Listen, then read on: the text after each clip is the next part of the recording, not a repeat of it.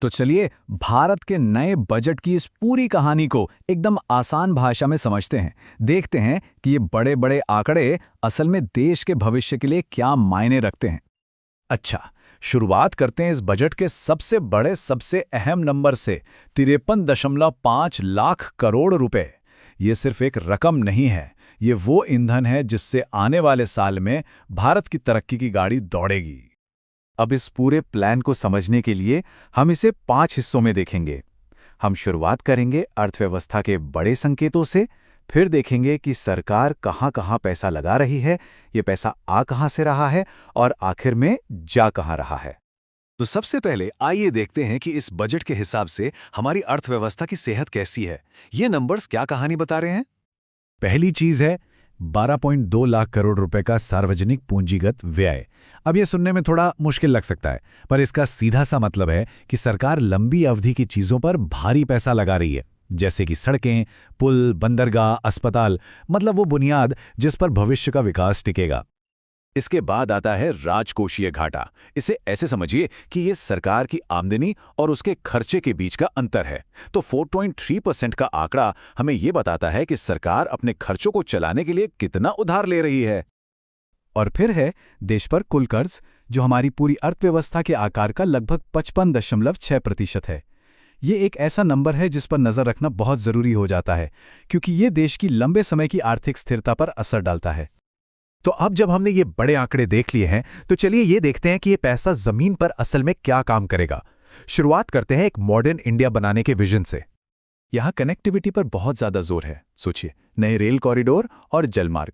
इसका मतलब है कि सामान और लोग दोनों ही देश में ज्यादा तेजी से और आसानी से आ जा सकेंगे। इससे व्यापार को भी फायदा होगा और सफर भी आसान होगा।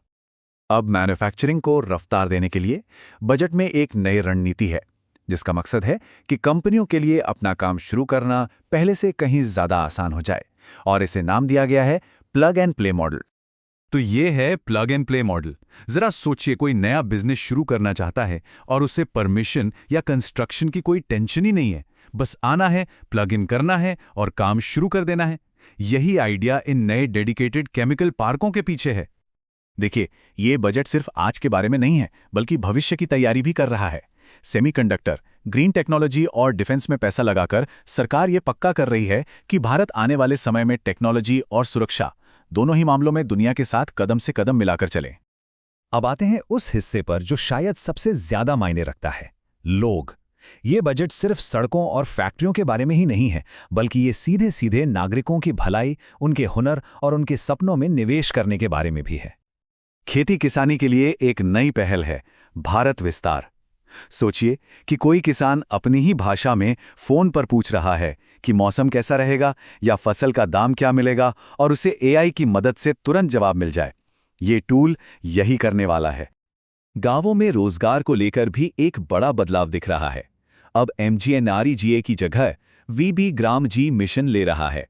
यहां मकसद सिर्फ रोजगार देना नहीं है, बल्कि गांव में ऐसी चीजें बनाना है जो लंबे समय तक काम आए और विकास को टिकाऊ बनाए। ये बजट लोगों को अपने पैरों पर खड़ा होने में भी मदद कर रहा है, चाहे वो गांव की महिलाओं को अपना सामान बेचने के लिए एक प्लेटफॉर्म देना हो, या फिर स्टूडेंट्स को भविष्य के लिए नए स्किल सिखाना। ये सारी पहलें जमीनी स्तर पर नए आइडियाज और हिम्मत को बढ़ावा देने के लिए हैं। अच्छा, अब वो सवाल जिस पे सब कुछ टिका है, ये सारा पैसा आखिर आता कहां से है? ये चार्ट बिल्कुल साफ साफ दिखाता है कि सरकार के पास पैसा कहां से आ रहा है। और देखिए, दिलचस्प बात यह है कि सबसे बड़ा हिस्सा उधार से आता है, और उसके बाद GST और इनकम टैक्स जैसे टैक्स आते हैं। ये दिखाता है कि देश के विकास को फंड करने में उधार की कितनी बड़ी भूमिका है। और अब सिक्के का दूसरा पहलू, सरकार ये पैसा खर्च कहां करती है? और यहां हमें जवाब मिलता है कि पैसा जाता कहां है। सबसे बड़ा हिस्सा राज्यों को वापस दिए जाने वाले टैक्स का है। ये भारत के संघीय ढांचे को दिखाता है, जहां केंद्र सरकार टैक्स इकट्ठा करती है और फिर उसे राज्यों को देती है ताकि वो शिक्षा और स्वास्थ्य जैसे अपने खर्च चला सकें। और आगे देखते हुए एक और बड़ा बदलाव होने जा रहा है। नया आयकर अधिनियम 2025 इसी वित्तीय योजना के साथ लागू हो जाएगा, जो आने वाले समय में लोगों के टैक्स भरने के तरीके को काफी हद तक बदल सकता है। तो कुल मिलाकर ये बजट बुनियादी ढांचे, भविष्य की टेक्नोलॉजी और अपने लोगों को ताकत देने पे फोकस कर रहा है।